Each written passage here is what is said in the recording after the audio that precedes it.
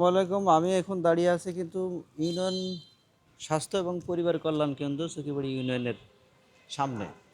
আর আমার সামনে যে ব্যক্তিটা দাঁড়িয়ে আছেন অত্যন্ত শ্রদ্ধেয় এবং গ্রহণযোগ্য আছে, সবার কাছে গ্রহণযোগ্য, এক বাক্যে চেনে থাকে। ওনার নাম হচ্ছে মোহাম্মদ আজাহার আলী খান খান। উনি এই ইউনিয়নের চান্দের গ্রামের অধিবাসী, কিন্তু এই ইউনিয়নের 1976 সালে ইউনিয়ন পরিষদের চেয়ারম্যান হিসেবে নির্বাচিত হয়েছিলেন।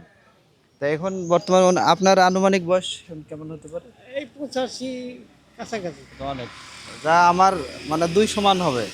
যাক, আমি এখানে যে উদ্দেশ্যে দাঁড়িয়ে আছি সেটা হচ্ছে আমরা অনেকেই পূর্বে যারা এইসব সেবামূলক প্রতিষ্ঠান তৈরি করার পিছনে অবদান রেখেছেন, শ্রম দিয়েছেন, বিশেষ করে জমি, এখন কিন্তু তাদের কিন্তু আমরা স্মরণ করি না। না, বিশেষ করে এখানে 2 লাখ টাকার ডিসিপাল এখন জমি। এখন এই জমির দাম কিন্তু অনেক। 1.5 বিঘা জমি দিছে। 1.5 বিঘা জমি। আচ্ছা, আমি শুনতে চাচ্ছি এই জমিটা যে স্বাস্থ্য কমপ্লেক্স তৈরি করার পিছনে অনেকেরই তো অবদান আছে। সেক্ষেত্রে মূল ভূমিকা যেটা হচ্ছে যে ব্যক্তিটা জমি দিচ্ছে, আমি শুনতে চাচ্ছি আপনার মুখ থেকে যে ব্যক্তিটার নাম কি এবং কত শতক জমি। আচ্ছা, ওই ব্যক্তিটার নাম হলো খাজানুদ্দিন খান, আমার বাল্য শিক্ষক। খাজানুদ্দিন খান। জি, খাজানুদ্দিন খান উনি আমার বাল্য শিক্ষক ছিলেন এবং আমাকে যথেষ্ট শ্রদ্ধা এবং স্নেহ করতেন। তো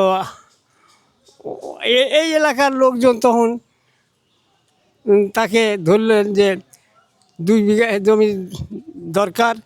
তো তারপরে ম্যানুয়াল অনুসারে 1.5 বিঘার দরকার। তো তখন ওই 1.5 বিঘা জমি উনি অন্যত্র জমি বদল দিয়া এই 1.5 বিঘা জমি নিয়ে ইউনিয়ন স্বাস্থ্য কমপ্লেক্সটা শুরু করেন। আমরা সবাই তখন সিরাজ সাহেব প্রথম কেবল এমপি হন, ঢাকাতে দরবার করে এইখানে ঠিক করা হলো। তো এখানকার একটা ধনী মানুষ পাঁচছবিতে নেওয়ার জন্য অনেক চেষ্টা করেছিল, কিন্তু পাঁচছবি একটা এলাকার সাইডে হয়, এই জন্য এখানকার লোকজন চেষ্টা চলছিল, খুব জোরদার চেষ্টা চলছিল।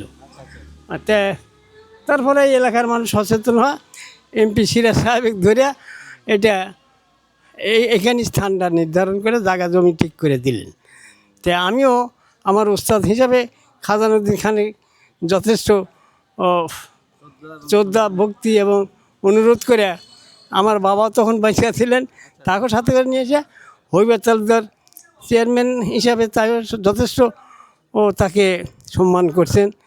এবং এইখানে পরে সরকারি বিল্ডিং দোতলা হয়ে গেল এবং আজও এখানে জনগণ কিছু সেবা পাইতেছেন। তা বর্তমানে ওই ওষুধের অ্যালার্টটা না পাওয়াতে কিছুটা সমস্যা হয়েছে।